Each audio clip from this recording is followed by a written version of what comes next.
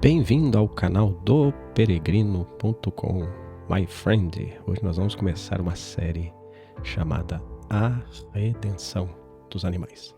Esse é o primeiro vídeo, nós vamos fazer essa série, planejamos fazer ela em 3 volumes. Esse é o primeiro volume onde a gente vai tentar introduzir o assunto, tentar trazer essa questão do que é o plano, né, de como os animais, a criação, a fauna e a flora, ela corresponde-se ao plano original de Deus.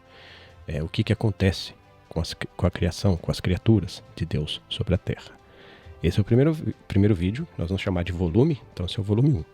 No volume 2, nós vamos focar apenas na passagem de Romanos 8, aquela passagem emblemática que confunde muitos estudiosos, que fala da criação aguardando a manifestação, gemendo, aguardando a manifestação dos filhos de Deus. Nós vamos procurar entender que criação é essa, que manifestação dos filhos de Deus é essa, que esperança é essa, que cativeiro da corrupção ao qual foram entregues essa criação, a vaidade, e o que significa isso. Então nós vamos separar um vídeo só para falar disso. E o terceiro volume, a gente vai tirar as principais dúvidas entre perguntas e respostas, ou coisas que a gente vai, de alguma maneira, elencar ainda sobre o assunto e agregar, trazendo mais detalhes.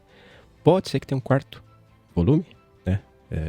A gente imaginou que poderia ter, mas não necessariamente que vai ter. Se tiver, vai ser como algo mais a agregar. Tudo bem?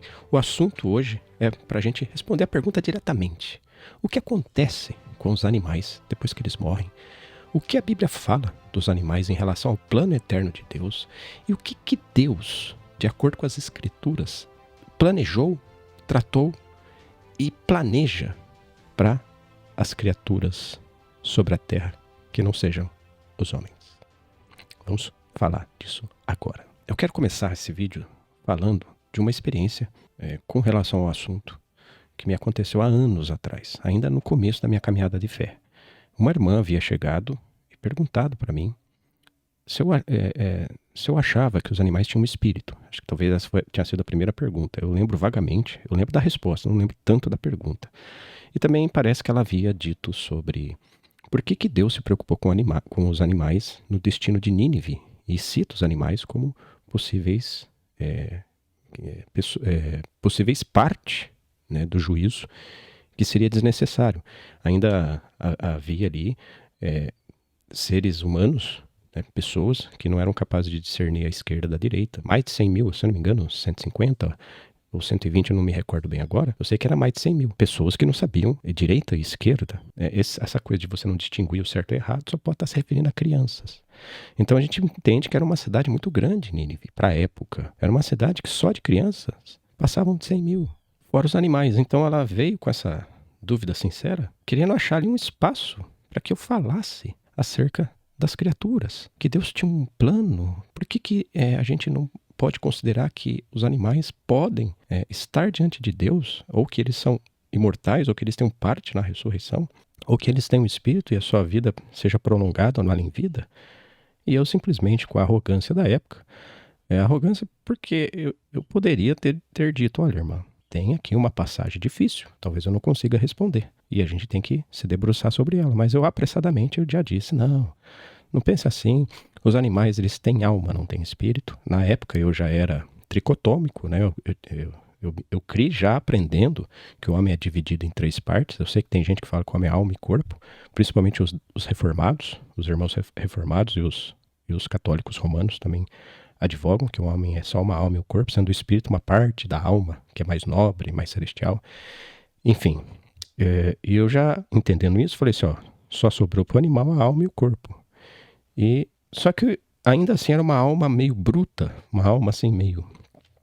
Uma alma sem tanta importância. E eu demovi ela, tentei pelo menos, né, dessa ideia de que os animais teriam perpetualidade, ou eles prosseguiriam diante do plano de Deus, e quis passar que os animais eram efêmeros, eram para servir os homens, e a estadia deles era só esse tempo que resta sobre a terra. E aí, claro, sem base bíblica, eu não usei a base bíblica, eu usei uma base lógica. usei uma questão tentando aplicar a antropologia, né? Tentei usar ontologia no pensamento e fui infeliz demais. Passou um tempo, logo depois, não a vi mais, mas logo um tempo depois, também saí da cidade que eu estava à época, vim para Marília e comecei a estudar a Bíblia. Como? Relendo. A melhor maneira de você estudar a Bíblia é lendo, fazendo mais uma vez um plano de leitura.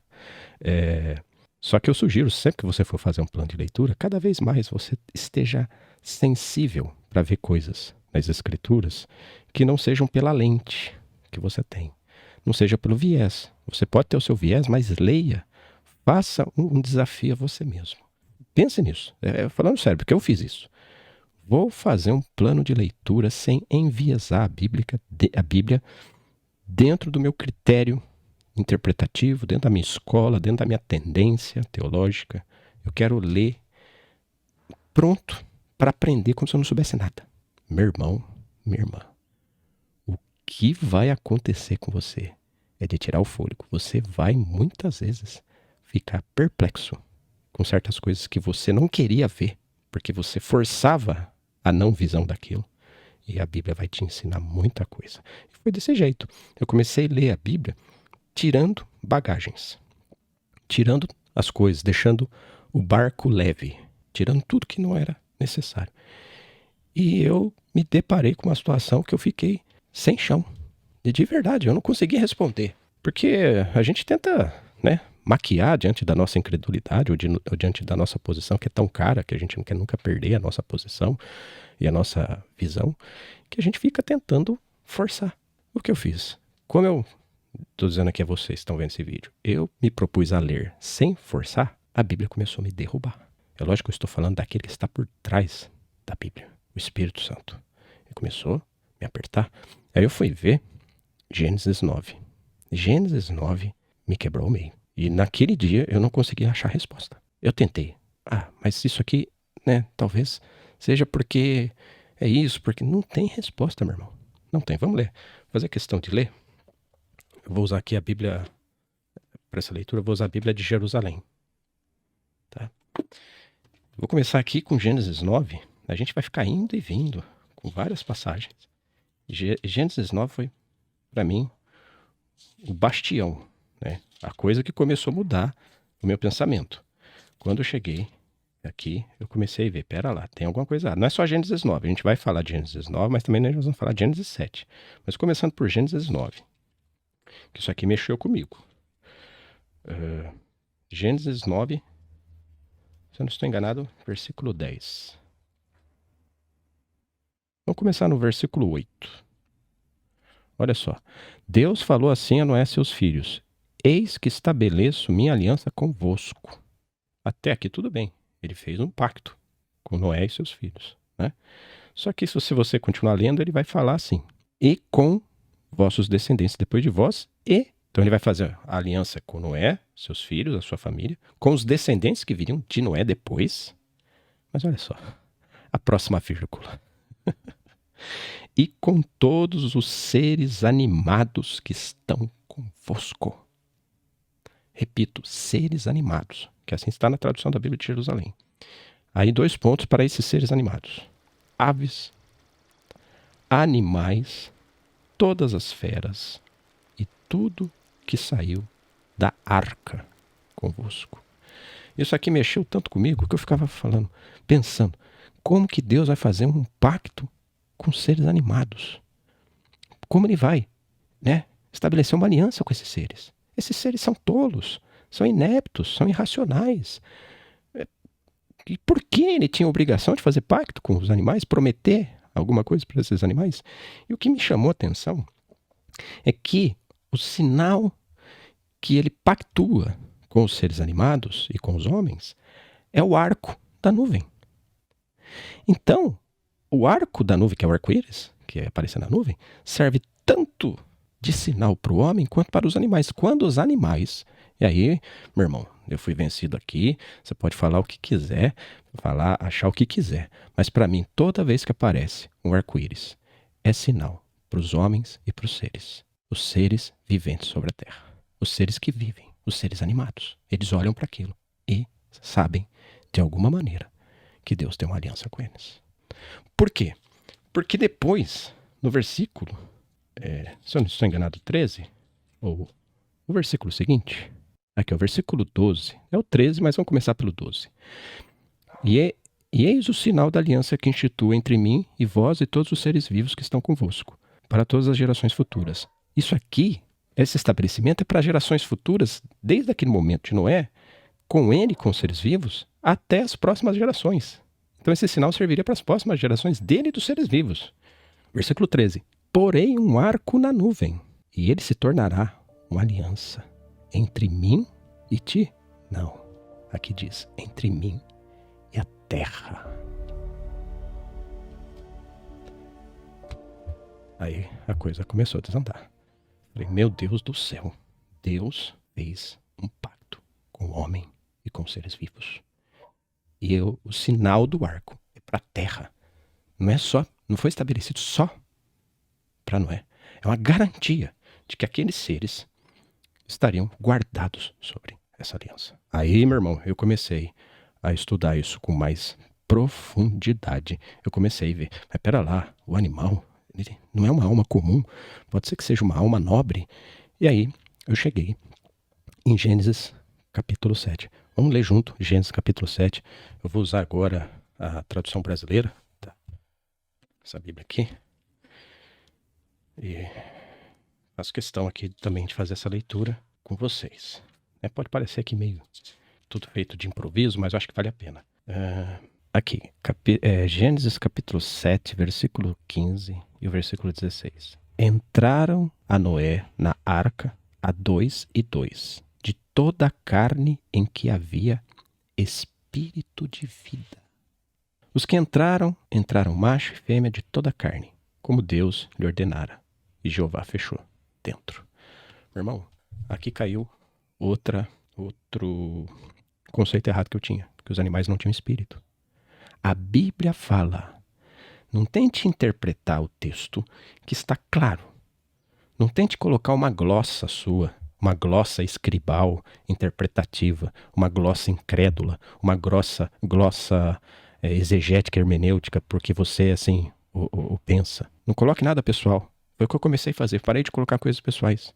Como eu fiz com aquela irmã, coloquei minha opinião, fui apressado demais ao falar e cometi um erro gravíssimo em termos de levar a sério a Bíblia. Poderia ter ficado calado ou poderia ter dito que eu ia verificar melhor, mas aqui a Bíblia fala que entrou na arca de 2 a 2 tudo que tinha espírito de vida.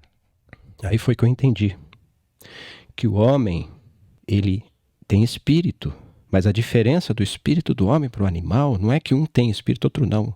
É que um espírito é feito à imagem de Deus, o outro não. Mas ambos têm espírito. Não é só aqui que fala, não. Tem mais passagens que falam que o animal ele tem o espírito. E aqui no hebraico, para a gente não ter nenhuma dúvida, para alguém achar que pode estar significando nefesh ou alma, embora também isso começou a mexer comigo, porque a Bíblia fala que os animais, toda vez que falou dos animais, da parte vital animada dos animais, chamou os animais de almas viventes. Igualzinho ele chama o homem quando ele é feito de alma vivente. Nesse sentido, o animal é igual ao homem. A que diferença do animal para o homem está no espírito. Os animais tinham faculdades plenas, as faculdades da alma, como ter vontade, como ter pensamento, como ter escolhas, como ter desejo, como ter emoções. Os animais não eram tolos à época, antes da queda. Eles não eram tolos. Eles não pareciam bobinhos, engraçadinhos, embora fossem para agradar o homem e para ser governado por... Como que Deus, no plano eterno, coloca os animais debaixo do governo do homem? Se o homem não cai, o homem é governar a terra, mas governando os animais.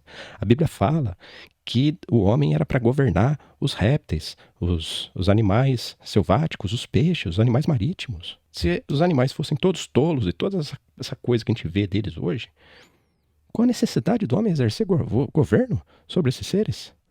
Esses seres tinham coisas a oferecer muito maior. A relação deles com os homens era muito mais próxima. É lógico, isso aqui é inferência minha, mas não me impeça de inferir depois que eu comecei a ver coisas na Bíblia que eu não via antes. Então é isso. O animal tem espírito. Aí eu comecei. Pera lá. Vamos ver agora o destino dos animais. E aí eu comecei a entrar a fundo nesse tema. E é uma coisa que não mexe só com você em algum momento da sua fé, da sua caminhada de fé. Isso mexeu com mentes brilhantes. Por exemplo, permita eu colocar parte do capítulo 9 do livro O Problema da Dor de C.S. Lewis, o criador do universo de Nárnia, que embora ele tinha dúvidas, ele não tinha dúvidas, ele não disse nada fechado, mas as suas dúvidas falam muito mais do que as suas certezas. Olha essa porção. Eu vou colocar aqui na tela e a gente vai ler junto. Abre aspas aqui para C.S. Lewis. Eu, naturalmente, suponho que poucos animais, de fato, em seu estado selvagem, atinjam um eu ou ego. Mas se algum deles fizer isso, e se for agradável à bondade de Deus que eles vivam novamente, sua imortalidade também estaria relacionada ao homem.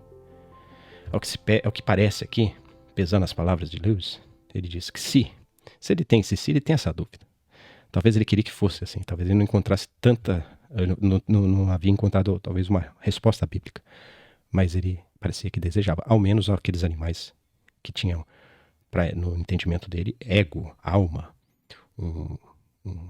uma alma mais nobre, que ele cita ali sendo talvez como os animais selvagens, lembrando que ele usou a figura do leão para tratar, né, Aslan, que é uma figura de Cristo no seu universo fantástico, lá em Nárnia. E ele fala que se a bondade de Deus permitir que eles desfrute da imortalidade, esta estaria relacionada ao homem. Querendo dizer que os animais e os homens estariam juntos, na mesma relação que aquela que Deus propôs no plano original, que era que o homem governasse a terra e os animais. Vamos abrir mais uma aspas ainda para Lewis no seu livro O Problema da Dor, capítulo 9.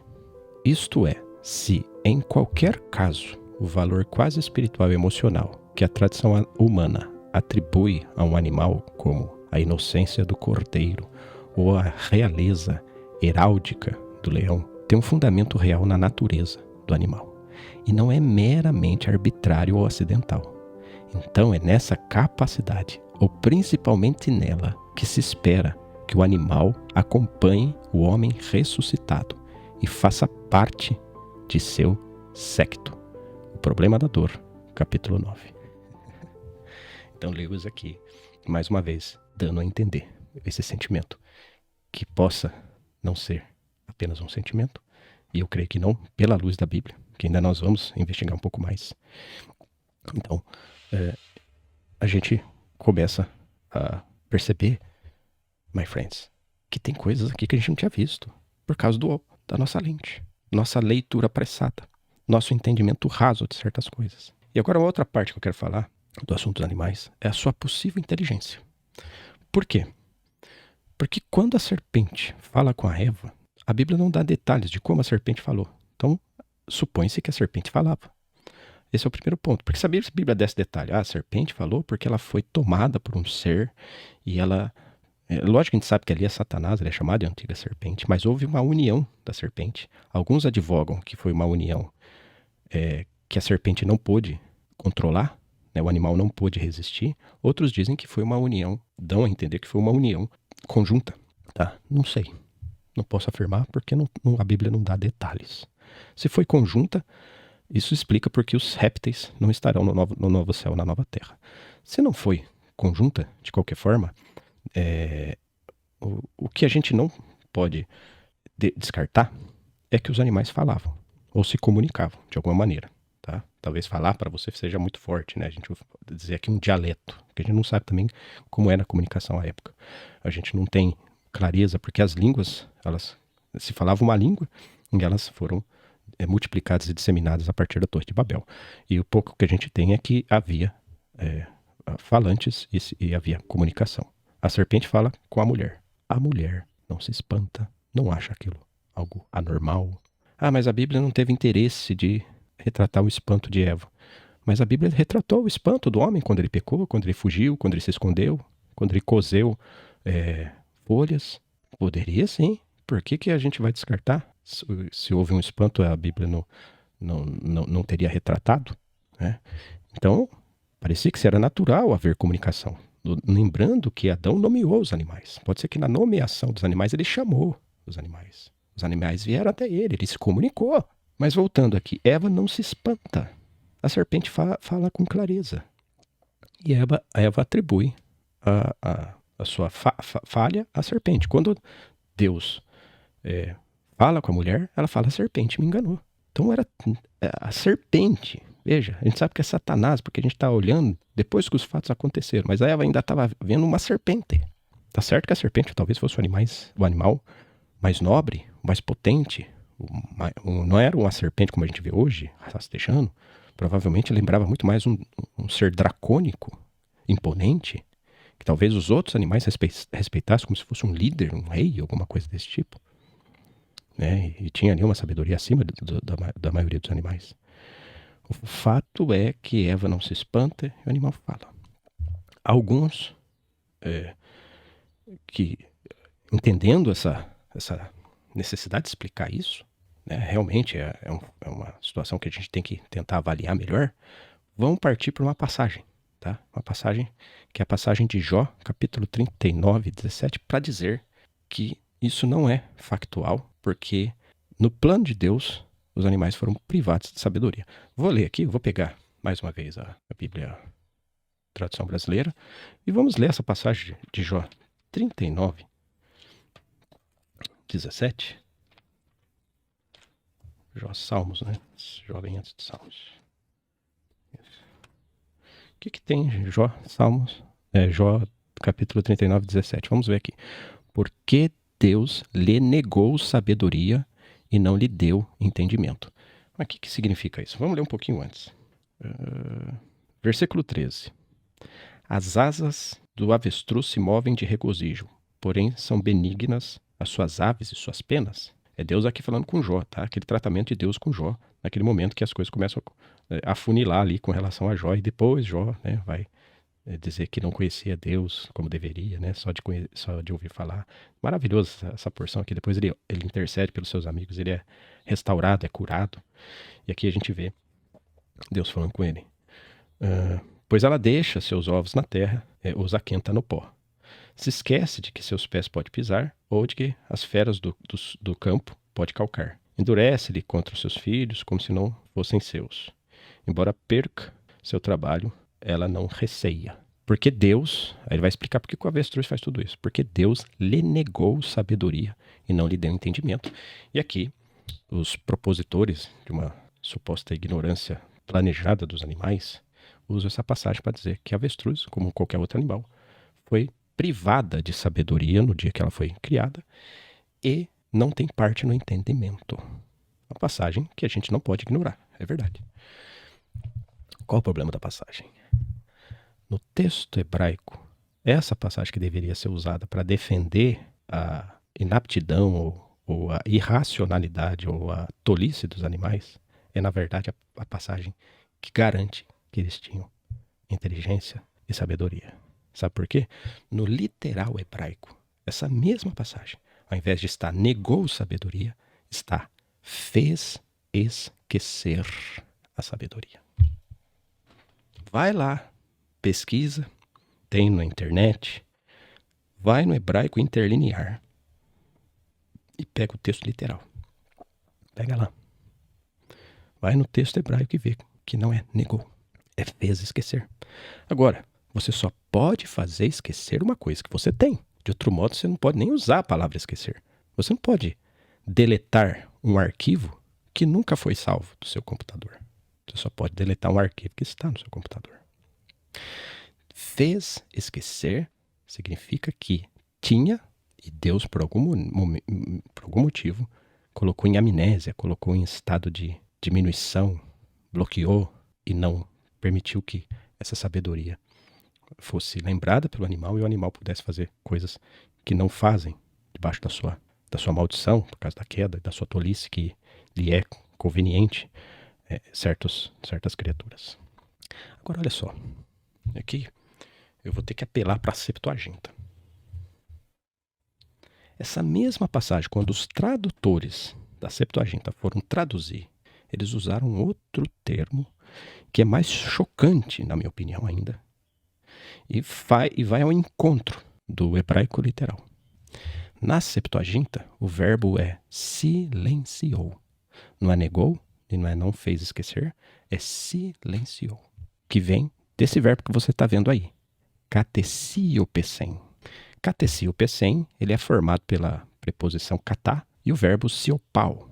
Siopau é silêncio, silenciar. Eu silencio, tu silencias. É silêncio. Katá significa que está confinado sobre esse silêncio. Está cativado por esse silêncio. E você só pode silenciar algo que tem ruído, que tem, olhando aqui para a questão do volume, você só pode silenciar o volume da televisão se ela tiver volume. Você não pode silenciar o nada absoluto.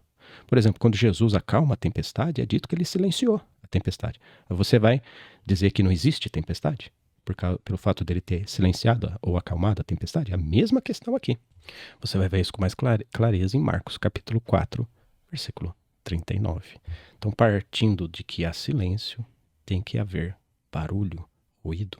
Partindo que a sabedoria foi silenciada, tem que ter tido a sabedoria num volume maior, ao qual ela foi confinada, colocado katá debaixo de silêncio. My friends, isso fala muito mais dos animais ter sabedoria, ter inteligência, que alguma coisa impediu que elas se manifestassem nos dias de hoje, do que Deus ter feito isso com o propósito inicial de negar sabedoria. Então a proposição feita pelos opositores, na verdade, prova o contrário. E tem mais uma passagem, que eu acho, uma expressão grega, aqui ainda usando a Septuaginta, que eu acho que vale a pena falar. Que é a parte que fala que não incluiu ele no conhecimento ou no entendimento. Essa palavra grega, merizo, significa que se atribui uma tarefa particular, não é uma tarefa genérica. Então esse entendimento não é um entendimento geral, é um entendimento específico que Deus não incluiu. O fato de haver essa especificidade, cuidado quando a gente lê de forma apressada ou quando a gente não tem acesso aos originais. Essa especificidade do entendimento foi um arranjo de Deus que não incluiu especificamente nesse entendimento. Não foi uma regra geral. Leia assim, pega a Septuaginta. Olha, tem essa Septuaginta aqui, ó, que eu vou mostrar para vocês, que traduziu certinho. Tá? Traduziu certinho. Apesar, eu tenho que frisar isso, que o seu autor não seja um cristão, tá? Aqui os livros sapiensais, tá? Sapiensais. O seu autor não seja cristão, mas olha como ele traduziu essa passagem, que é diferente da passagem que a gente leu aqui nas nossas traduções. Praticamente todas as traduções falam negou, privou, não deu sabedoria. Olha como ele traduziu. Porque Deus silenciou a sabedoria e não lhe deu porção na inteligência. Então assim está na Septuaginta. Eu queria também destacar uma Septuaginta que também traduziu isso muito bem, que é a Septuaginta do inglês, que é a Lexham English Septuagint. Vamos ler também como ela traduziu essa porção corretamente de acordo com o grego original da Septuaginta. Pois Deus fez a sabedoria dela silenciar e não a incluiu no entendimento. Lembrando aqui que essa inclusão no entendimento é uma inclusão específica, uma tarefa específica. Tá? Você pode conferir isso nos melhores léxicos, inclusive recomendo que você veja isso no léxico grego de domínios semânticos, Lonida. Então, não é loucura a gente pressupor, começando pela serpente e chegando nessa passagem aqui, que os animais tinham sabedoria a ponto de se comunicar com os homens. Agora olha só que interessante. Não acabou essa questão dos animais falarem, da sabedoria, da inteligência dos animais serem muito maior do que a gente é hoje. A gente se impressiona quando o papagaio fala. A gente se impressiona no canto das baleias. Parece que eles se comunicam, dos golfinhos. Imagine se essa sabedoria não tivesse sido silenciada. Imagine só. Né? A gente fica impressionado com o desenho dos favos de mel que as abelhas constroem, os chimpanzés, os primatas fazendo coisas assim que faz parecer muito mais homens do que animais. Imagine, meu irmão, minha irmã, se a sabedoria deles não tivessem sido silenciadas. Isso está lá em Romanos 8. Eles foram colocados debaixo de um cativeiro. É a maldição que veio da vaidade. Por causa do pecado, Deus encerrou eles numa limitação. E eles ficam gemendo. Essa criação fica gemendo. Nós vamos ver isso no volume 2. A gente vai provar, à luz da Bíblia, do texto, do grego, que a criação ali não pode ser qualquer outra coisa que não seja fauna. Ela geme, a fauna, a flora geme, aguardando a manifestação dos filhos de Deus. São os seres que estão sobre a terra, os seres vivos da terra, os mesmos seres que o Senhor pactuou na arca de Noé. Vamos ver agora o evento da mula de Balaão. Eu acho que vale a pena também a gente tratar do evento da mula de Balaão, porque ali é importante a gente fazer uma análise de perto. O que significa aquilo e o que aconteceu ali, tá? A mula de Balaão está em Números, capítulo 22. Eu vou achar aqui a passagem e a gente já trata também dessa passagem. Eu vou começar lendo aqui, usando a tradução brasileira, é de Números 22, mas para a gente pegar desde o começo, para a gente entender esse cenário. Olha só, Números capítulo 22, versículo 21. Levantou-se Balaão pela manhã, albardou a sua jumenta e partiu com os príncipes de Moabe. Vamos aqui para o versículo 23. A jumenta viu o anjo parado no caminho, com a sua espada desembainhada na mão. Olha só, o animal viu, o Balaão não viu. Desviou-se do caminho e ia pelo campo. Balaão fustigou-a, né? Balaão começou a feri-la, bater nela, para fazê-la tornar o caminho. Então o anjo de Jeová parou numa azinhaga entre as vinhas, com uma sebe num e noutro lado. Vendo a jumenta, o anjo de Jeová coseu-se com o muro, lá, né? Se apertou ali com o muro, e comprimiu o pé de Balaão. Olha só, ela está não só protegendo ela, mas está também protegendo o homem que está montado sobre ela, contra o muro. Ele tornou a fustigá-la. O anjo de Jeová passou mais adiante e parou num lugar estreito, onde não era possível desviar-se nem para a direita nem para a esquerda. Agora a mula não tinha mais para onde ir. Vendo a jumenta, né, aqui está escrito jumenta, o anjo de Jeová deitou-se, vendo a jumenta, o anjo de Jeová, ela, a jumenta, deitou-se debaixo de Balaão. Acendeu-se a ira de Balaão, fustigou a jumenta com a sua vara. Então Jeová abriu a boca, versículo 28, abriu a boca da jumenta. E ela perguntou a Balaão: que te fiz eu, para que me fustigasse essas 3 vezes? Respondeu Balaão à jumenta: porque zombaste de mim? Oxalá tivesse eu uma espada na mão, pois eu te haveria matado. Tornando a jumenta a Balaão: acaso não sou tua jumenta, em que cavalgaste toda a tua vida até hoje? Porventura tem sido esse meu comportamento? Porventura tem sido meu costume fazer-te coisa semelhante? Respondeu ele: não. Agora olha o versículo 31. Então abriu Jeová os olhos de Balaão, e ele viu o anjo de Jeová parado no caminho, com a sua espada desembainhada na mão. Inclinou-se a cabeça, prostrou-se o rosto em terra, e disse o anjo de Jeová: por que fustigaste a tua jumenta? O anjo de Jeová aqui, que pode ser uma teofania, grande chance de que seja uma teofania, a manifestação de Deus, né, teofânica, pode ser, não estou afirmando, mas pode ser. Está preocupado com a jumenta. Ele fala assim: por que bateu na tua jumenta? Olha o que o anjo de Jeová fala: por que fustigaste a tua jumenta essas 3 vezes? Eis que eu saí como adversário teu. Porque ele era um falso profeta, era um profeta errado. Ele estava lutando contra Israel. E Deus estava protegendo Israel. Agora, a jumenta teve mais discernimento que o profeta. E olha só o que ele disse aqui: certamente eu te matara e poupara a vida dela. Aí diz Balaão ao anjo de Jeová: pequei, porque não sabia que tu estavas parado no caminho para te opores a mim agora.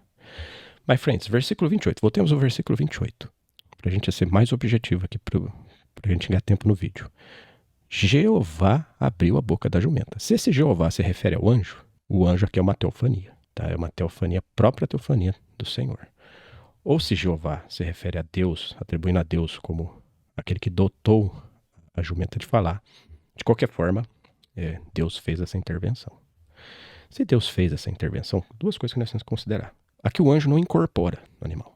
Não é dito que o anjo incorpora. Então o milagre, a gente tem que analisar o milagre de 2 maneiras. Deus abriu a boca do animal. Não é dito que Deus preparou o animal, fez alguma coisa com o animal que desse ao animal condições de falar. Apenas ele tirou uma trava que possivelmente está na boca do animal. Te espanta isso? Essa possibilidade? Volte lá para Zacarias, pai de João Batista.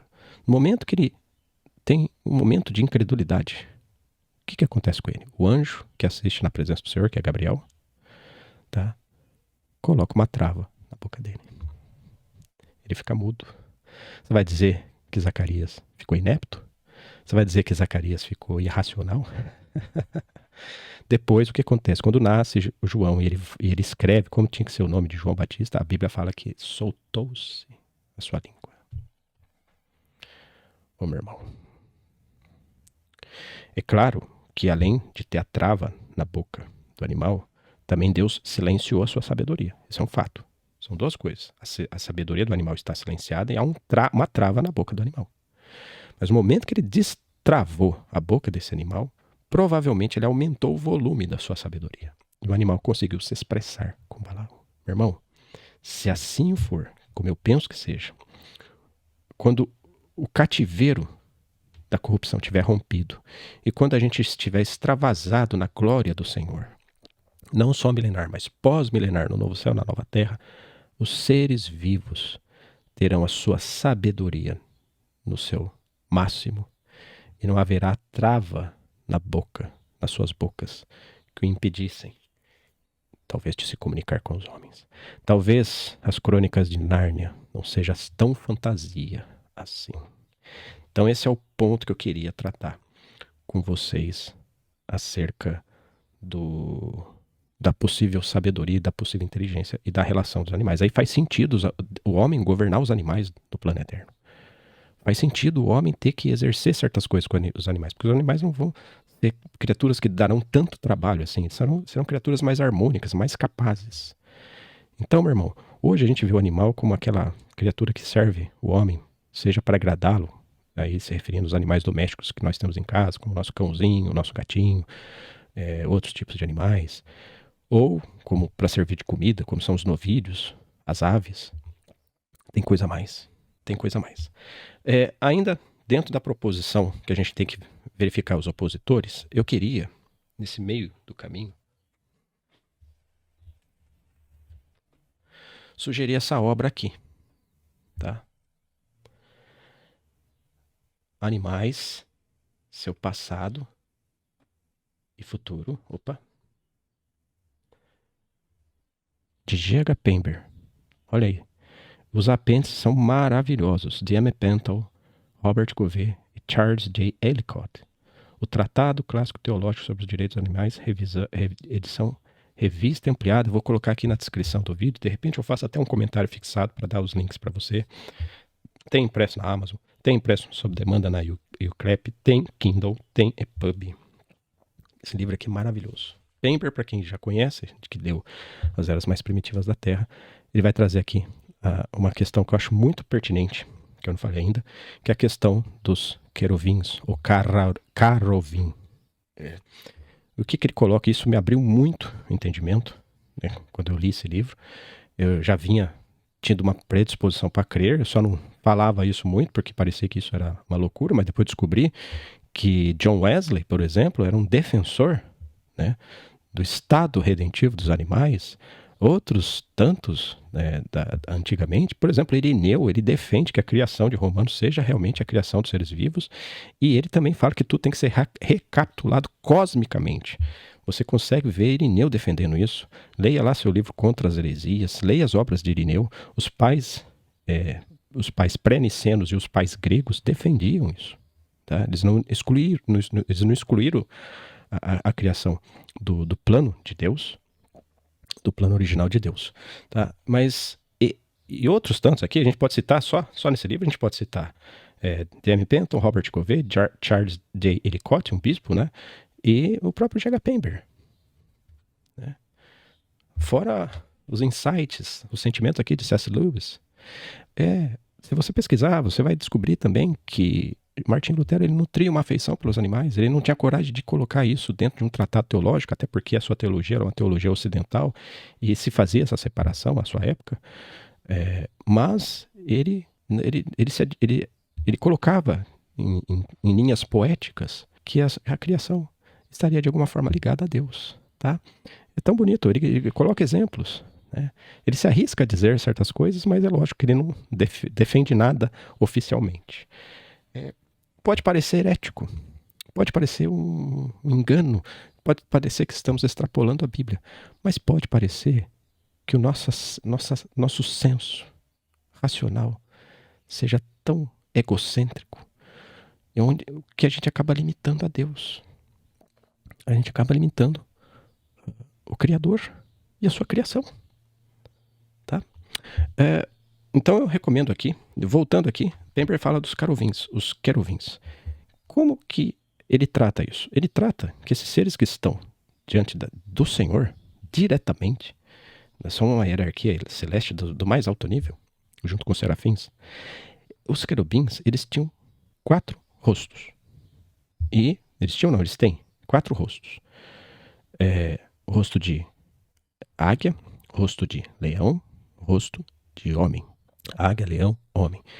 E o Sr. Pember, ele propõe aqui que a tradução de carrovim, que pode também ser querubim, né? A gente usa o termo querubim, que é o jeito traduzido, o jeito que está na palavra hebraica, mas vem de carrovim, que significa os muitos, os que são muitos. E para Pember, essa expressão significa que esses que são muitos, esses muitos inclui esses 4 rostos diante de Deus. O que são os 4 rostos? O boi significa os animais domésticos, o novilho, né? Os animais domésticos. A águia representa as aves. E o leão, que é o rosto de leão, representa os animais selváticos, o que indica classes. E de acordo com Pember, essas 4 classes estarão na eternidade. Homem, os animais domésticos, e isso inclui o cachorro, o gato, todos os animais que conseguem conviver com o ser humano domesticamente, dentro de casa, nos seus arredores, na vida humana. Isso inclui tantos animais como os novilhos, que são animais para abate, para oferecer leite, para trazer algum benefício, quanto animais que você só tem ele mesmo como um animal de companhia, como gato, cachorro, ou até mesmo um cão, para guardar a sua casa, etc. Eles convivem com os animais. Eles convivem com os homens, são os animais domésticos, representados pelo cabeça dos animais domésticos, que é o novilho. Os selváticos, esses animais como os felinos e animais semelhantes, são representados pelo rosto do leão, que é o rei dos animais da selva. Né? E não é à toa que ele é chamado de rei da selva. Né? E a águia, que talvez seja a ave mais imponente, representa todas as aves. Então, os domésticos, os selvagens e as aves do céu estarão com o outro rosto, que é o rosto do homem. Querubim não é só o homem. O querubim não está diante de Deus para apresentar o homem. Ele está diante de Deus para apresentar a criação, os muitos. E os muitos são esses. Por isso que talvez a gente não encontre, e não há menção de répteis no novo céu e na nova terra, e também de peixes, porque não haverá mares. É claro, eles podem estar incluídos, a Bíblia fala que não haverá mares, mas não diz que não haverá rios. Eles podem estar incluídos de alguma forma? Pode. Explicar isso eu não conseguiria. Não teria condições de explicar nem ginasticamente, que é quando eu sou um pouco mais ousado em tentar falar de alguma coisa difícil. Mas eu sei que pelo menos essas 3 categorias estarão com o Senhor, porque ela é representada no querubim, nos caruvins, nos querubins. Deus tem um plano para a sua criação. E a gente, às vezes na nossa ânsia de achar que somos superiores a todos e todos, né?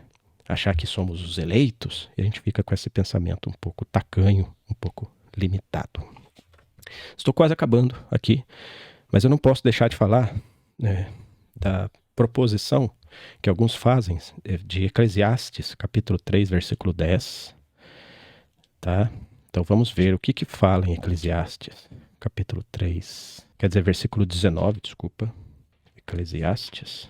Eu vou abrir aqui a Bíblia na tradução brasileira, porque aqui alguns vão dizer que isso aqui se refere a o homem tendo uma vantagem sobre os animais e os animais serem seres que perecem no pó da terra. Diz assim, ó, pois o que sucede aos filhos dos homens, sucede aos brutos. Aqui é animais, na maioria das traduções, tá? Uma e a mesma coisa sucede a eles. Como morre um, assim morre o outro. Todos têm o mesmo fôlego de vida. Aqui, o fôlego de vida é espírito de vida, tá? E o homem não tem vantagem sobre os brutos, pois tudo é vaidade. Agora olha só que interessante. Todos vão para um lugar. Todos foram feitos do pó. Todos voltarão ao pó. Olha o versículo 21. Quem sabe se o espírito dos homens sobe para cima e o espírito dos brutos desce para baixo, para a terra. Alguns vão advogar aqui, a partir desse versículo, que o espírito... Aqui é legal porque a passagem prova que o animal tem espírito. Apenas não diz que não é possível provar se esse espírito sobe para Deus ou se ele vai para debaixo da terra. Mas que tem espírito. Isso é muito interessante. É muito interessante porque eu ficava só com o espírito dos animais a partir ali de Gênesis. Né? Gênesis 7:14. 7:13 em diante, conforme a gente leu. Mas aqui também fala que o animal tem espírito. Então o animal não é só alma e corpo. Se você propõe que o animal só tem uma alma e não tem um corpo, você está sendo antibíblico. E não é pouco. Você está diferindo de Gênesis, Moisés, e você está diferindo de Eclesiastes, cujo autor foi considerado o homem mais sábio da terra. Tinha o espírito de sabedoria de Deus. Tá, esse dom Deus deu para ele. Os dons são irrevogáveis, a despeito da queda de Salomão. Se ela está incluída aqui no Eclesiastes ou não, outra conversa. Mas ele foi inscrito, isso aqui é inspiração do Espírito Santo. Os animais têm espírito. Aqui, os que propõem que os animais perecem e para eles não há continuidade na vida, é porque é dito que eles são o pó da terra enquanto o espírito do homem vai para Deus. Primeiro, que é que, como diz o próprio Pember,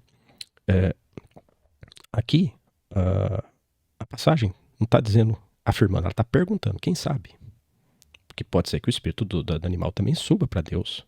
Quem pode dizer que o do espírito do animal vai para debaixo da terra e o do homem vai para Deus? Mas ainda que a proposição ganhasse força e realmente significasse isso, é dito lá em Eclesiastes 12 e em várias outras propostas bíblicas, é dito que o nosso fôlego volta para Deus. O nosso espírito vai para Deus. Mas o dos animais vai para debaixo da terra. E se a gente olhar o que é debaixo da terra, a gente vai entender que debaixo da terra é o Hades. E o que tem no Hades? Hades tem os mortos. Alguns vão dizer que Hades é a sepultura, como fazem os adventistas, os mortalistas. Mas a Bíblia tem a sua própria palavra para sepultura, tanto no grego quanto no hebraico. Sheol e Hades não é sepultura. Jacó, quando pensou que seu filho tinha sido despedaçado por feras, embora não tivesse acontecido, ele disse que iria encontrar ele no Sheol, no Hades. Então eles foram sepultados na mesma tumba, sendo que José, ao ser consumido por feras, ele teria sido digerido por um animal. Então não está falando de sepultura. Jacó estava falando de um mundo de mortos que continuam conscientes depois da vida terrena. E se assim for, o espírito dos animais, eles vão para o Hades. É o máximo que pode se dizer. E faz todo sentido, uma vez que esse sopro de vida, de alento que Deus colocou no homem, tem que voltar para Deus, porque foi feito com propósito divino. Um dos animais, por não ter tido essa alta qualidade, ele vai para debaixo da terra. Mas isso indica também que os animais não perecem. Não perecem. Ah, mas terra aqui é o pó. Não. Quando a feiticeira de Endor, ela vê Samuel vindo, ela fala assim: estou vendo um homem subindo da terra. Como que vai subir da terra se ela está na terra? Existe a terra abissal. E debaixo da terra é estar abaixo das regiões terrenas. Tá? Então os animais têm continuidade de vida pela proposição que é feita deles serem irracionais ou serem não tão dignos como alguns fazem. Vamos continuar, o vídeo está ficando longo, a gente tem que terminar esse volume 1, mas eu preciso ainda falar de algumas coisas. Eu quero falar da presença de Deus com os pássaros. Nós temos um problema na tradução, que a glossa permitiu, a glossa escribal permitiu a inserção de uma ideia de consentimento, quando a ideia deveria ser de presença.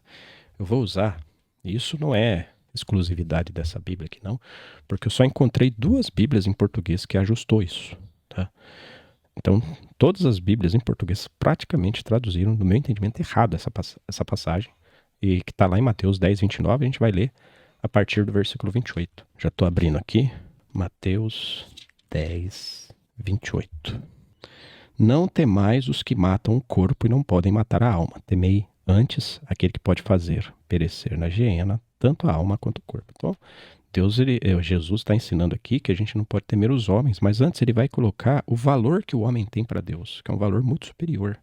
E que a gente não pode temer a morte, a gente tem que temer a Deus, que pode fazer com que a gente seja colocado na geena. Aqui está geena, né? Tradução já com o termo aportuguesado, né? Muito bom a Bíblia, tradução brasileira, porque ela não coloca inferno, ela coloca geena, que é o termo correto. Agora olha o versículo 29. Não se vendem 2 passarinhos por um asse, e nenhum deles cairá no chão, senão pela vontade de Deus. Ou, melhor dizendo, senão pela vontade de vosso Pai. My friends, essa palavra no grego original, e você pode pegar, aí não é uma questão de variante textual, não é uma questão, esse manuscrito quis dizer isso, o manuscrito mais antigo disse isso, o mais novo disse aquilo, não. Todos os manuscritos gregos, os unciais, os cursivos, os jovens, os antigos, os que têm glossa, os que não têm, dizem, está inserido, nenhum deles cai sem vosso Pai. Não sem o consentimento ou sem a vontade. Essa sem a vontade é uma glossa de tradução, mas não é texto grego. No texto grego não coloca sem a vontade. Isso muda tudo. Porque embora a gente entenda que também tem a vontade, a questão não faz sentido você falar de uma vontade que Deus... Por que Deus vai se preocupar com o passarinho se não cai sem a vontade dele? Então, se ele cai é porque é a vontade dele. Então, a vontade de Deus que o passarinho caia. Então, você está falando de um Deus que está muito mais preocupado em que as coisas aconteçam como elas devem acontecer do que realmente com o bichinho, para depois comparar que o homem vale mais que o bichinho. Não faz nem sentido lógico. Mas olha só, quando a gente traduz correto, e aí eu vou pegar a Bíblia King James aqui. Essa Bíblia aqui, ó. King James 1611 aqui, ó. Eu vou ler nela, vamos ver como está a tradução dessa Bíblia. Mateus 10, 29. Não se vendem 2 pardais por um asse, e nenhum deles cairá em terra sem vosso Pai. Você entendeu a diferença? A outra Bíblia que traduz corretamente é a Bíblia textual. Tá? A Bíblia textual também traduz corretamente. O que muda entre sem o consentimento, sem a vontade, e sem o vosso Pai? Muda a ideia de consentimento e presença. Um tem ideia de consentimento, outro tem ideia de presença. O que isso quer dizer? Quando eu coloco sem vosso Pai, está querendo dizer o seguinte, que Deus se preocupa até mesmo com a morte do bichinho e aterriza com ele até o chão. Isso é, Deus vai com o pássaro.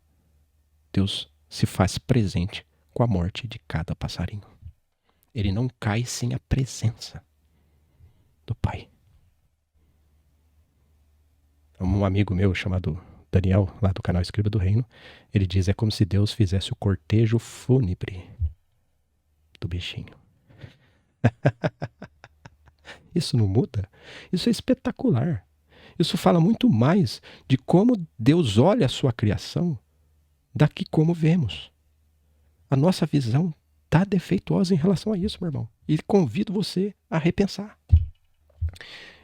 Estamos finalizando, ainda vou ler mais uma passagem para a gente considerar os animais numa espécie de outro lado, uma outra dimensão. Poderia existir animais em dimensões diferentes. Os animais, eles, como a gente viu aqui, podem estar no Hades, por meio de Eclesiastes 3:19. Eles podem estar vivendo, né, em continuidade no Hades. Mas aqui eu quero fazer uma proposição um pouco arriscada e eu acho que vale a pena, ainda que você possa divergir de mim no questão da interpretação.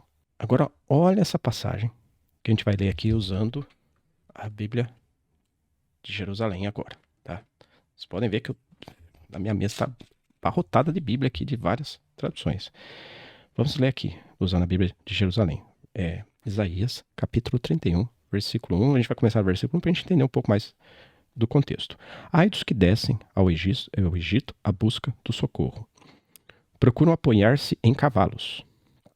Põe sua confiança nos carros, porque são muitos, e nos cavaleiros. Então, aqui temos cavalos, carros e cavaleiros. São 3 classes, tá? Porque são de grande força e não voltam os olhares para o Santo de Israel, não busca Yahweh. Pois bem, versículo 2. Também ele tem sabedoria e pode trazer a desgraça. Ele não deixa de cumprir a palavra. Aqui é Yahvé, ou Yahweh. Assim levantar-se-á contra a corja dos malfeitores. Agora, versículo 3. Pois o egípcio é homem e não Deus. Aqui ele colocou Deus com letra minúscula, talvez para dizer que os egípcios não são como os deuses. Seus cavalos são carne e não espírito. Quando Yahvé estender a mão, aquele que socorre tropeçará, e o socorrido cairá, e perecerão ambos juntos. O que eu quero dizer aqui para vocês é algo impressionante, essa passagem. Quando eu li ela, falei, meu Deus, tem coisa aqui. Vamos chegar mais perto. Quando ele fala da confiança que Israel estava pondo nos egípcios, ele fala que os egípcios eram homens e não Deus, ou não um Deus, ok? Quando coloca não Deus, o que está querendo dizer? Que na proposição de comparação, na proposta lógica, existe tanto homem quanto Deus. O fato é que os egípcios são homens e não Deus. O fato dos egípcios serem homens não exclui o fato de ter Deus. Apenas atesta que por serem homens não são suficientes. Aí na segunda proposta lógica, aparece seus cavalos são carne e não espírito. Do mesmo jeito que homem existe e que Deus existe, e na comparação um não é o outro, aqui nós temos que seguir o mesmo padrão lógico. Senão a gente vai estar ferindo essa marcação, essa conexão, né, de comparação. E o que é a conexão de comparação? Agora não está falando do homem, agora está falando dos cavalos. Só que ao comparar os cavalos, é dito que os cavalos são carne e não espírito. O que me permite, sem penalizar a interpretação bíblica, que pode ter cavalos espírito. Ah, mas você está indo além do texto. Não. E eu vou propor para você, que eu vou pegar essa Bíblia aqui, a Bíblia Peshitta da BV Books, segunda edição, tá? A primeira edição ela tem uns erros, a segunda edição está muito boa.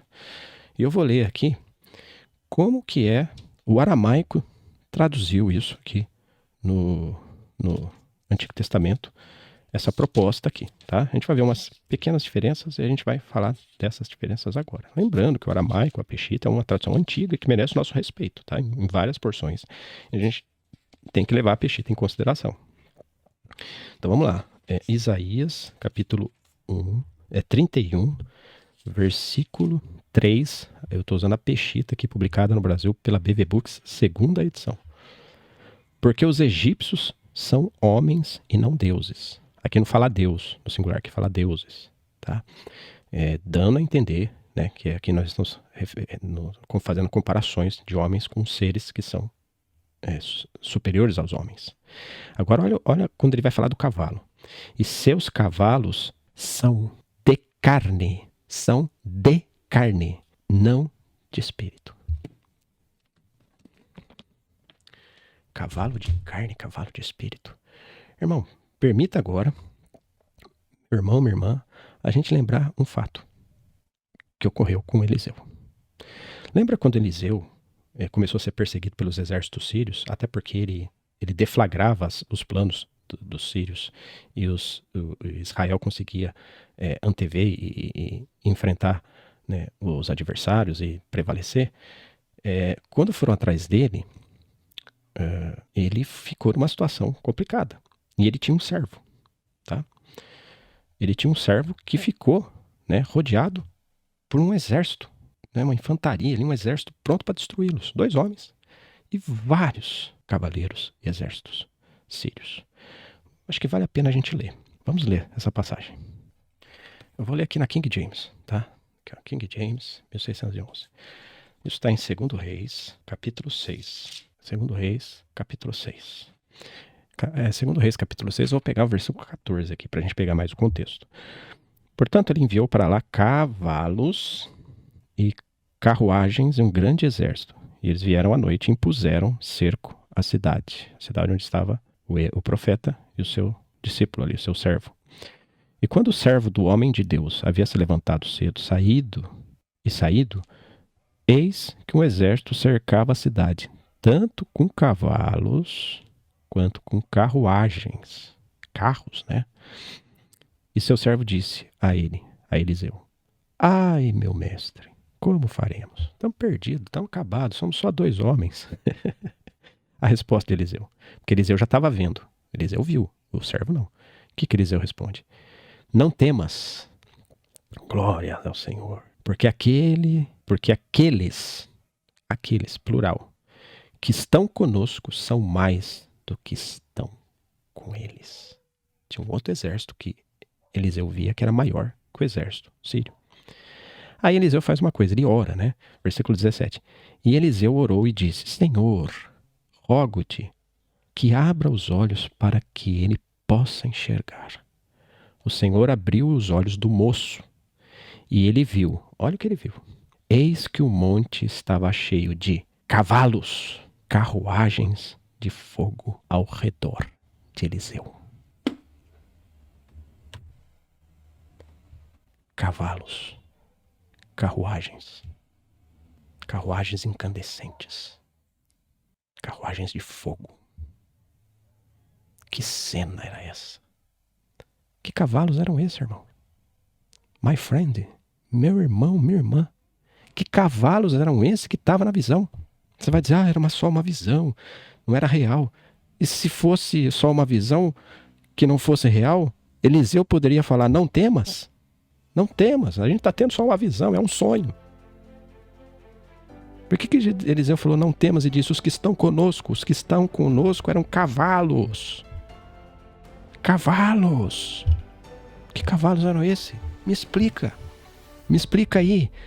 Você que é o crentão, que sabe aí teologia, que você entende aí das principais escolas, dos principais termos, que cavalos eram esses? Se não o cavalo de Isaías 31:3, que os egípcios não tinham, mas Eliseu tinha. Os egípcios tinham um cavalo de carne e Eliseu tinha cavalo de espírito. Os egípcios e os sírios tinham carruagens. Eliseu tinha cavalos de espírito e carruagens de fogo. Explica isso. Não consigo te explicar, meu irmão.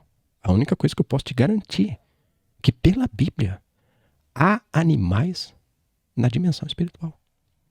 A gente tem um conceito de animais limitados aqui à Terra, mas os seres que estavam lá diante do trono se parecem muito mais com animais do que qualquer outra coisa. É que a gente pensa, às vezes, em querubins, serafins como os anjos, mas eles são muito mais criaturas que lembram animais.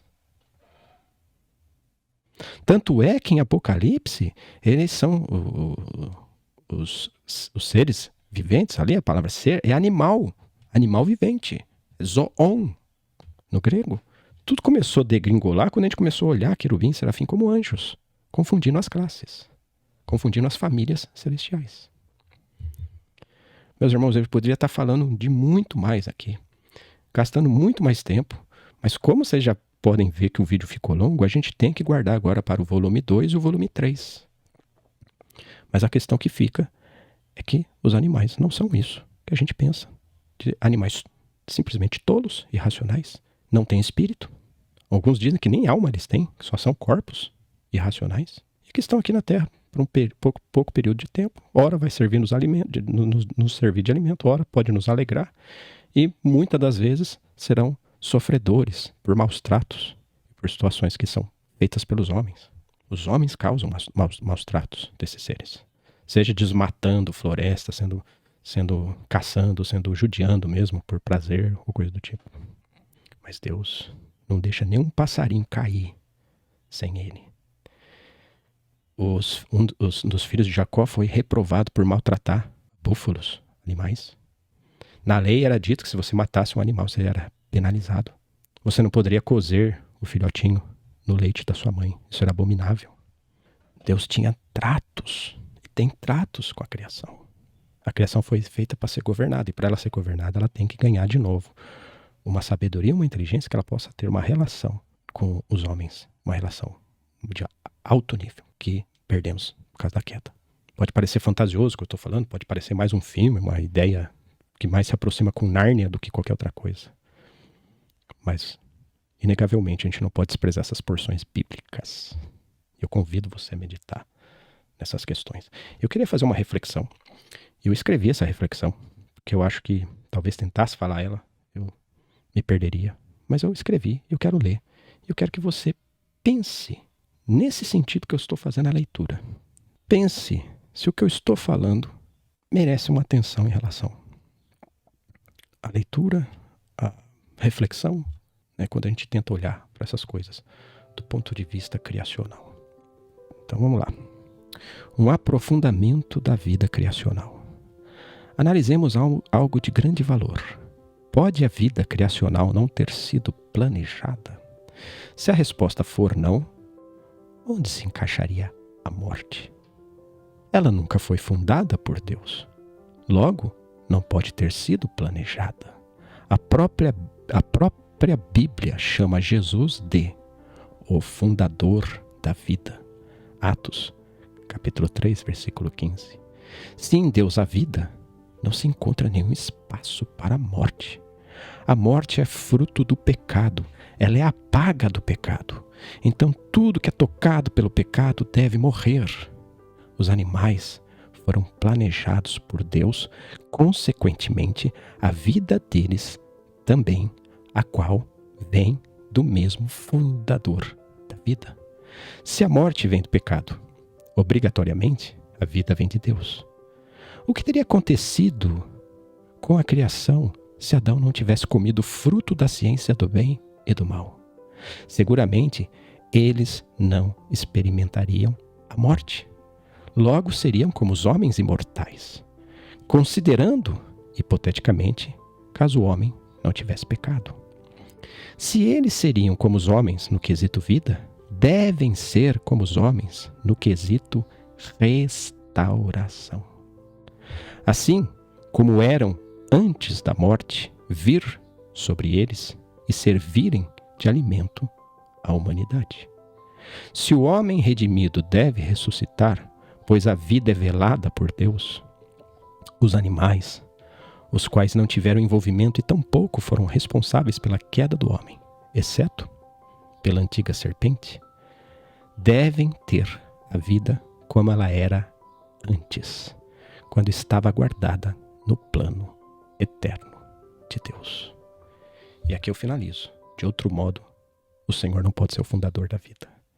Se a vida que Ele planejou se dissipar pela uma morte que atingiu uma classe que não foi responsável por essa morte, o Senhor não pode ser o autor da vida.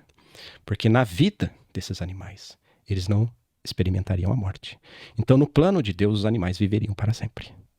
Então, na restauração, que restaura o plano original de Deus, os animais têm que estar incluídos e têm que viver para sempre. Então, todos os animais que pereceram terão que voltar à vida, porque eles fazem parte desse mesmo plano que Deus restaurou em Cristo Jesus. Por isso que o Calvário é a obra da reconciliação.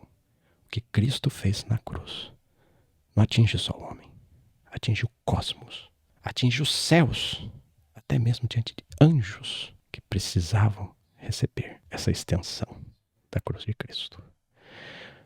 Meus amigos, eu termino por aqui. Fique à vontade no comentário. Pode discordar de mim também à vontade. Esse sentimento me pegou. E a irmã estava certa, aquela lá do começo do vídeo, quando estava comentando. Os animais têm espírito. E Deus tem um plano para eles. E eles estarão com os homens na eternidade. Não acaba quando eles perecem aqui. Eles vão continuar existindo ali. E para finalizar, nos vemos logo ali.